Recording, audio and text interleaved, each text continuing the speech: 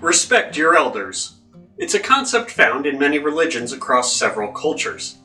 I am working on humility here in Citrus. When I see things like what the community is able to do with the roughly $200,000 raised for the Jeremy Strong fundraiser, or any other countless examples, it is easy to be humbled by those who have been here longer and who have the community clout to make such an incredible difference possible.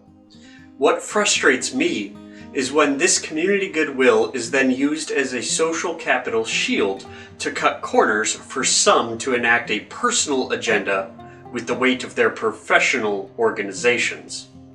This is not currently happening with any fundraiser, but tends to occur quite a bit as elections draw nearer.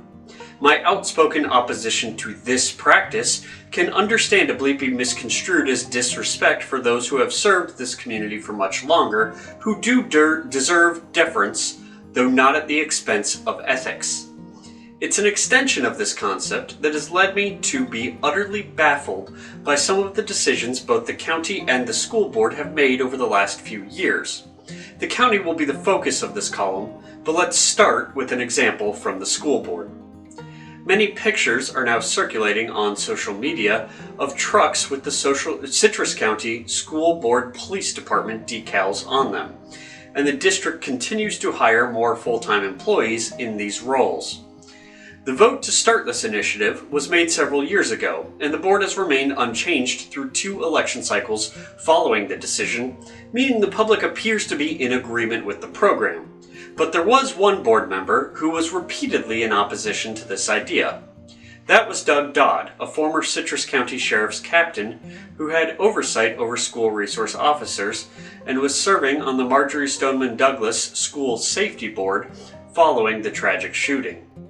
Captain Dodd should have been the most respected voice in the room.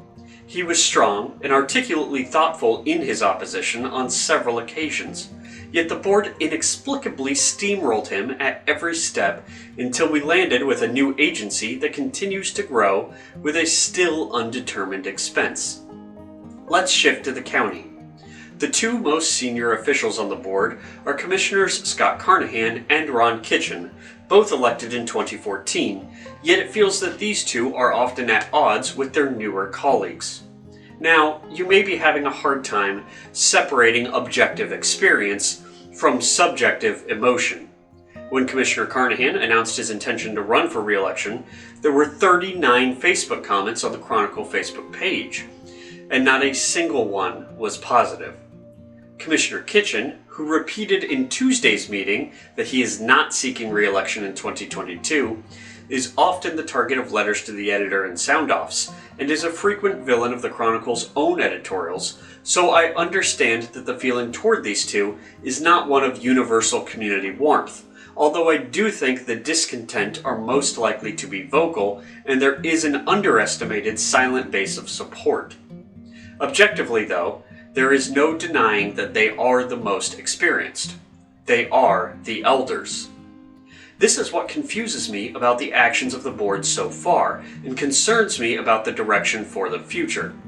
The animal shelter was a 3-2 vote, with Carnahan and Kitchen in dissent, not because they were in opposition to the project, but because they were unconvinced a detailed enough plan was in place to move forward, and didn't want the project to turn into an uncontrollable cost to the county.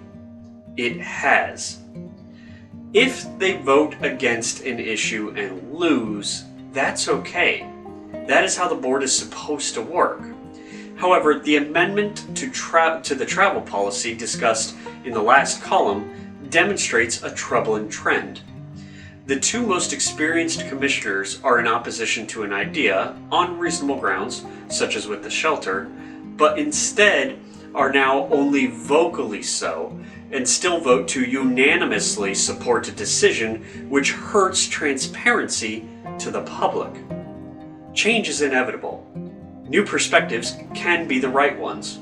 I can do better to be more respectful. But all of these things can be true, and it'd still be true that our local leaders need to pay more credence to those who have experience before some decisions become irreversibly burdensome costs to the public.